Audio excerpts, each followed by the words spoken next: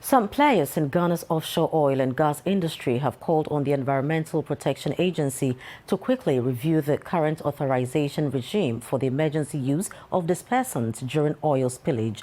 Ghana's offshore asset protection advisor, retired Commander Joseph Gura, speaking at a stakeholders consultation on the revised National Oil Spill Contingency Plan in Takoradi, said the current authorization regime for use of dispersants is not emergency friendly to save life and property.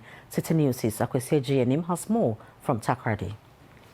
Ghana has since 15 November 2010 to December 2020 realized a total of $6.55 billion from its offshore petroleum industry, with more oil fields being discovered beside the Jubilee, 10 and offshore Cape 3 Point fields. A National Oil Spill Contingency Plan has also been formulated to provide the framework for coordination of an integrated response by relevant stakeholders to protect the environment, life and property from a possible pollution from oil spillage.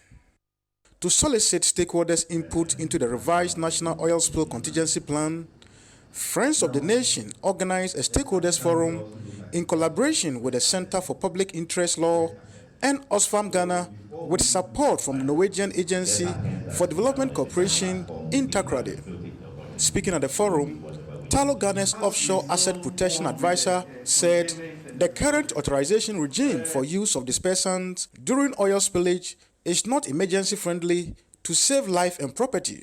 Procedure is when there is a spill, we have to get authorization from APA before we can use dispersants.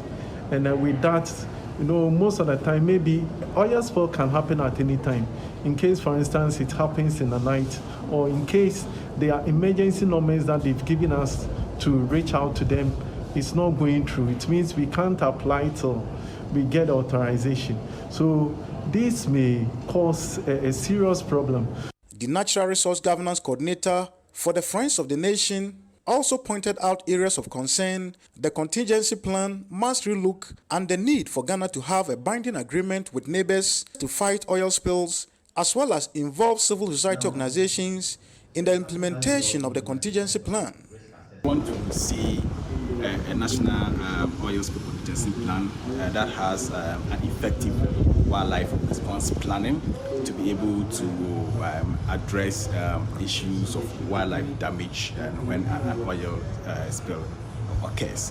We also want to see the active participation of civil society on the National Steering Committee for the National Oil Spill Contingency Plan, so that CSOs can also play an active role and also mobilize communities along affected areas to be able to provide effective response.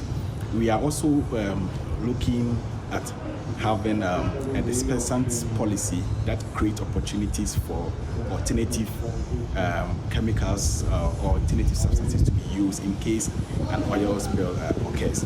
The Environmental Protection Agency, in a reaction, said it is working on these concerns. Basically, as EPA, we have developed a contingency plan, and we are at the point of updating it. The last part of I would say 5 years ago, we had the last plan, and we are still in the process of updating to make it current. In terms of dispersants, we have a policy, the dispersant use policy. Dispersant being a chemical, we need to be sure of where it's going to be applied, as well as the sensitivity of the environment. The quantities is also important, volumes of dispersant that needs to be used. So in terms of emergency situations, we are developing some guidelines with the industry. We know under emergency situations you might want to apply the dispersants as a first requirement, but that's not an option for us.